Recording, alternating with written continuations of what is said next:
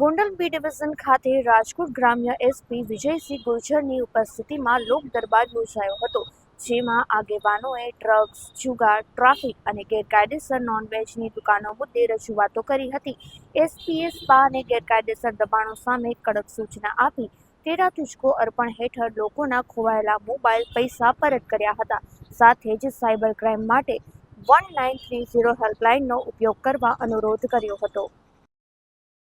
આપણે રાજકોટ ગ્રામ્ય જિલ્લામાં 800થી વધારે ગુનેગાર જેના ઉપર 2 કે 2થી વધારે FIR રજિસ્ટર્ડ છે એની અમે એક યાદી તૈયાર કરી હતી અને યાદી મુજબ આ લોકોને એક મિટિંગ માટે બોલાવ્યા હતા. 2 વખત આ મિટિંગ પહેલાં થઈ ગઈ હતી.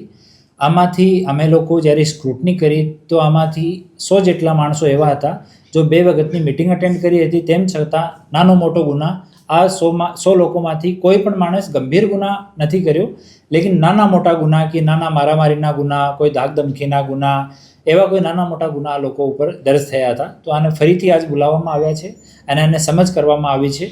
અને જો બાકી લોકો છે જો ગુનાખોરીથી દૂર થઈ ગયા, એનો પ્રતિસાદ બહુ સારો છે. અમને બહુ ખુશી છે એમાં કે એટલા લોકો એક પ્રતિજ્ઞા લી છે કે ભાઈ અમારે ભવિષ્યમાં કોઈ પણ અપરાધમાં સંડોવણી કરવાની નહીં. બીજી વસ્તુ, આજે વિઝિટ દરમિયાન અહીંયા ગોંડલમાં પોલીસ સ્ટેશનની વિઝિટ હતી અને આગેવાનો સાથે વાતચીતમાં મુખ્ય એક મુદ્દો જો હતો ટ્રાફિક સમસ્યાનો ગોંડલનો એક મુદ્દો છે. તો ટ્રાફિક સમસ્યા માટે અમે અને નગરપાલિકા સાથે મળીને આમાં ભવિષ્યમાં કામ કરવાના છે. અને હાલમાં સરકારશ્રી દ્વારા આપણે TRB જવાનોની જો સેલરી છે પર ડેની આ 300 રૂપિયાથી વધારીને 450 રૂપિયા કરવામાં આવી છે. તો હું સરકારશ્રીનો ધન્યવાદ વ્યક્ત કરું છું. એનાથી અમને સારો મેન પાવર મળશે અને ગોંડલમાં પોઈન્ટ્સ જો છે આ અમુક સમયમાં વધારવામાં આવશે. વિશ્વાસ પ્રોજેક્ટના કેમેરા હાલ અહીંયા ઇન્સ્ટોલેશનની કામગીરી ચાલુ છે. કેમેરા ઇન્સ્ટોલ થઈ ગયા, એનો ટેકનિકલ જો ફિક્સિંગનો કામગીરી છે આ હાલ ચાલુ છે. આ થોડા દિવસમાં થઈ જશે. એના પછી અમારો કંટ્રોલ રૂમ પણ, નેત્રમ જો કંટ્રોલ રૂમ છે ઓ પણ અહીંયાની જો ટ્રાફિકની સ્થિતિ છે એને મોનિટર કરી શકશે. કાળા કાચવાળી ગાડીઓ સંબંધિત એક રજૂઆત હતી. છેલ્લા 4 મહિનામાં અમે લોકો 12,500 જેટલી કાળા કાચની ગાડીઓના કાચ રિમૂવ કર્યા છે, પરંતુ આમાં ઓર કામ કરવાની જરૂર છે. તો આવનારા સમયમાં અમે લોકો ઓર કડકાઈથી આ વિષયમાં અમે લોકો કામ કરવાના છે.